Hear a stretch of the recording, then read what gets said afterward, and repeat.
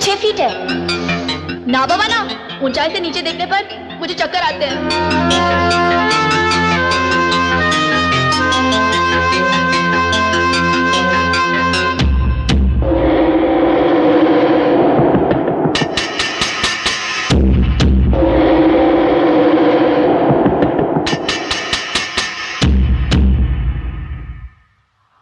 क्या बात है प्रिया, मुझे यहां क्यों बुलाया? करण, सीमा ने आत्महत्या नहीं की थी। ये तुम कैसे कह सकती हो, जबकि उसके हाथ का लिखा हुआ सुसाइड नोट तुमने खुद देखा है। इसलिए कि उसने मंगलसूत्र खरीदा था। मंगलसूत्र? हाँ, और उसके एक रोज बाद सीमा यहीं से गिरी थी और इसी बिल्डिंग में मैरिज ब्यूरो है। हो सकता है सीमा किसी लड़के के साथ यहाँ शादी करने आई हो और वो लड़का धोखेबाज निकला और उसी ने सीमा को धक्का दे दिया हो।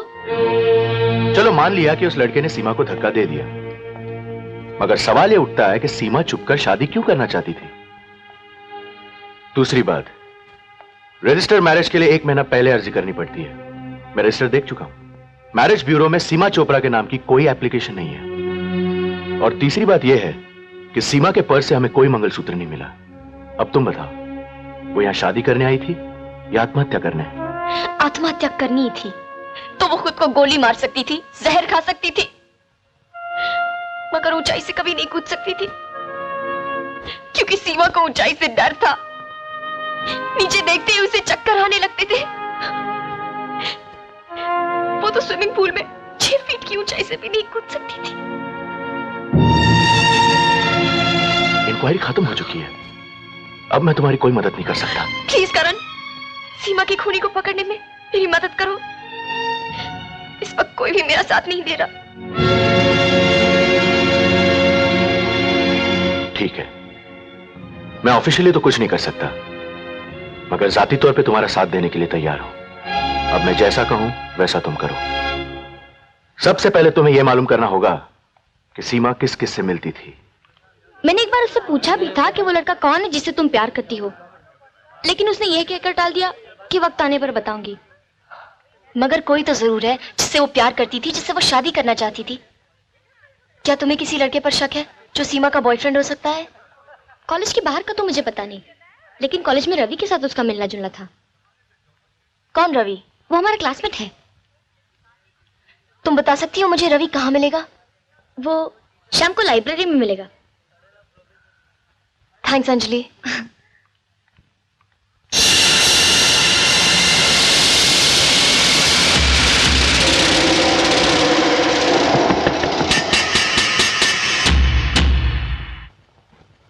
तुम खामखा मुझ पर शक कर रही हो। मैं सीमा से प्यार जरूर करता था और यही सोचता था कि वो भी मुझसे प्यार करती थी, लेकिन मेरी गलतफहमी उस दिन दूर हुई जब मैंने उसे किसी दूसरे लड़के के साथ गार्डन में देखा। दूसरा लड़का? कौन था वो? मैं उसे नहीं जानता। हाँ, अंजलि की बर्थडे पार्टी पर मैंने कुछ फोटोग्राफ्स खींचे थे, उनमें से एक फोटो में वो भी है। कहाँ है वो फोटो? मेरे हॉस्टल में। कल मैं लाके तुम्हें दे दूंगा। नहीं, वो फोटोग्राफ्स मुझे आज चाहिए।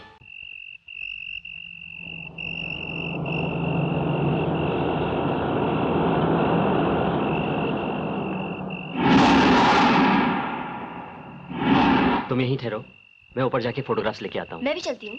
नहीं, ये बॉयज हॉस्टल है, इसलिए तुम ऊपर नहीं आ सकती। You just wait here.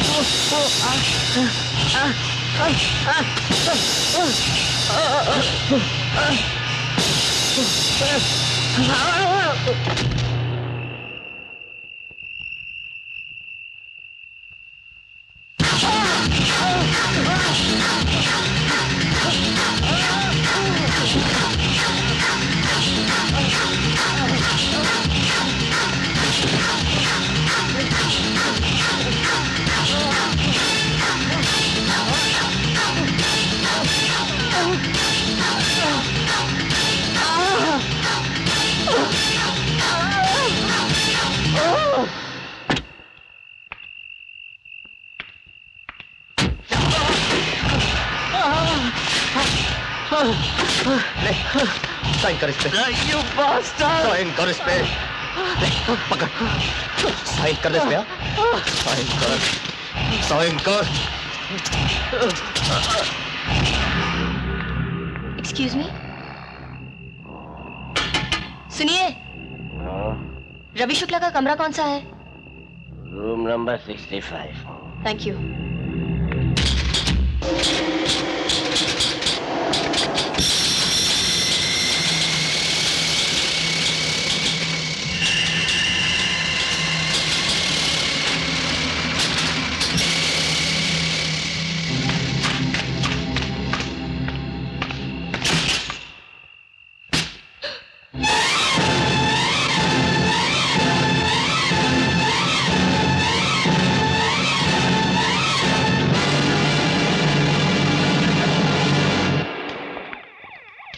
Ravi तो मुझे सीमा के प्रेमी की तस्वीर दिखाने लाया था, फिर उसने आत्महत्या क्यों की?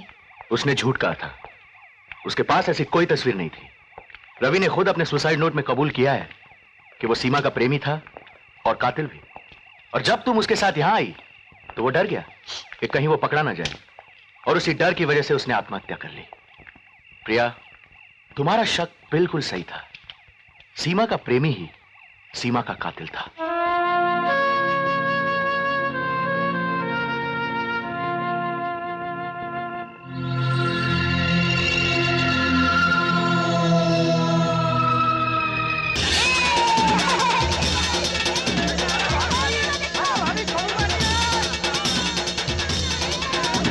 भाई साहब,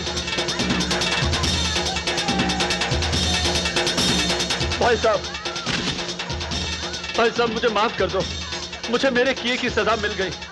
जेल के 3 सालों ने मेरी दुनिया तबाह कर दी। मेरी बीवी मर गई, बच्चों से मां छिन गई। मैं कहीं का नहीं रहा, कहीं का नहीं रहा। भाई साहब, मुझ पर तरस खाइए। मुझे जूतों की तरह पैरों में पड़ा रहने दीजिए। मैं बच्चों को लेकर कहां जाऊंगा? भाई साहब, कहां भटकूंगा मैं? कहां भटकूंगा? ये सोचना तुम्हारा काम है, मेरा नहीं। मैंने हमेशा तुम्हारा भला ही चाहा था, कभी पराया नहीं समझा। एक भाई की तरह रखा तुम्हें, और बदले में मुझे क्या मिला? धोखा। सुनिए, यहाँ क्या कर रहा है? भाभी, भाभी जी, मुझे माफ कर दो, माफ कर दो मुझे। भाभी जी, मैं अपने गलतियों में बहुत शर्मिंदा हूँ। मुझ पर दया करो भाभी जी। मैं अपनी बड़ी बेटी सीमा की कसम खाकर कहता हूँ कि आइंदा मैं ऐसी कोई गलती नहीं करूंगा। भाभी जी, मुझे माफ कर दो, माफ कर दो मुझे।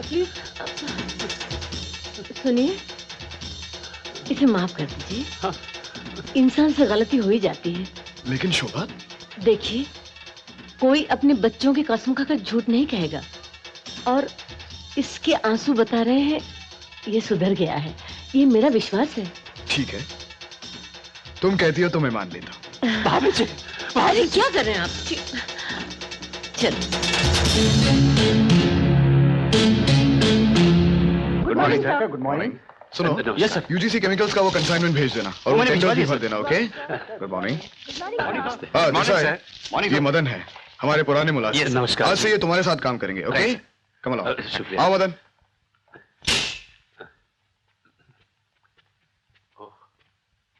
बैठो मदन। हाँ जी।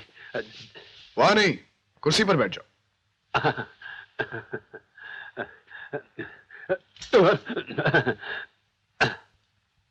जी हाँ। Hello sir. हेलो।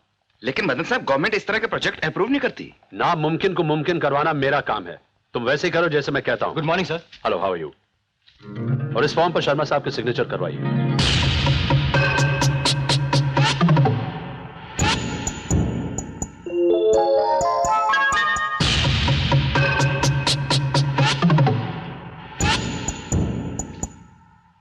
गुड, तुमने वाकई बहुत अच्छा प्लान बनाया है। इससे हमारी कंपनी को करोड़ों का फायदा होगा। Thank you sir. मैं तो पहले भी तुम्हारे दिमाग और मेहनत का पार की था, और आज भी हूं। इसीलिए मैंने यह फैसला किया है कि आज से तुम इस कंपनी में 5% के पार्टनर हो। 5%? सर, कंपनी के डायरेक्टर्स कॉन्फ्रेंस रूम में आपका इंतजार कर रहे हैं। Oh yes. Okay Madan, you carry on. I will see you later. Okay sir, okay. 5%? बेवकूफ, मैं यहां का 100% मालिक बनकर तुझे लात मारने आया हूं।